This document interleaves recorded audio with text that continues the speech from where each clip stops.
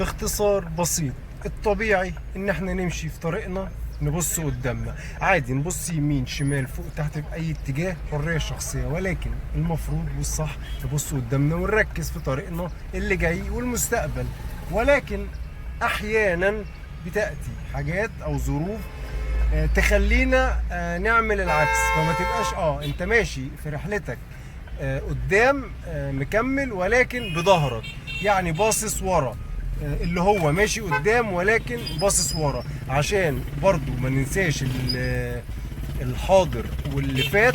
فاحيانا بيكون في حاجات عايزه اصلاحات وتعديل واحنا كنا ناسيينها، فنكمل قدام واحنا ماشيين ولكن بنبص ورا بظهرنا، اللي هو برضو بنعمل ريفيو ومتابعه ونراجع كده ونفرز اللي فات، علاقات بقى، مشاوير، حاجات عملناها، نفلتر الدنيا كده ونعرف راسنا من رجلينا، وبعدين نكمل، نلف وشنا ونكمل تاني.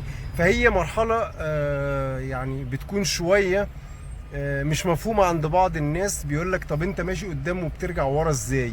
هو انت ماشي في الاتجاهين؟ يا جماعة هي مرحلة كده، هي كوكتيل كده، هو ده النتيجة بتاعته. ولكن بيكون التركيز في اللي فات اكتر من لمن مشتتنا زي ما يقولوا. بس مش هينفع نقف تماما، عشان المركب لو وقفت تغرق، والعجلة لو وقفت في الطريق بتاعها يختل التوازن وتقع. فبنقول نعمل ايه بقى في الحل ده؟ المفروض يعني، وانتوا قولوا لنا برضو رايكم ووجهه نظركم، نهدي السرعه باقل على قدنا يعني، اللي هو برضو ايه، عشان التوازن يبقى في بالانس كده وموجود، وفي نفس الوقت برضو بصه قدامه وبصه ورا، او لو في حد نثق فيه قوي يعني، مع ان طبعا ده موضوع يعني يطول شرح موضوع الثقه ده، ولكن ينور لنا الطريق ويقول لنا كملوا انت ماشي تمام، خلي بالك لا تخبط في حاجه قدامك، طب يمين شمال. يعني مساعده ده بيبقى كرم ورزق من عند ربنا، نعم علينا يا رب، واحفظها من الزوال، واخبط الظالمين في الظالمين واخرجنا منهم سالمين.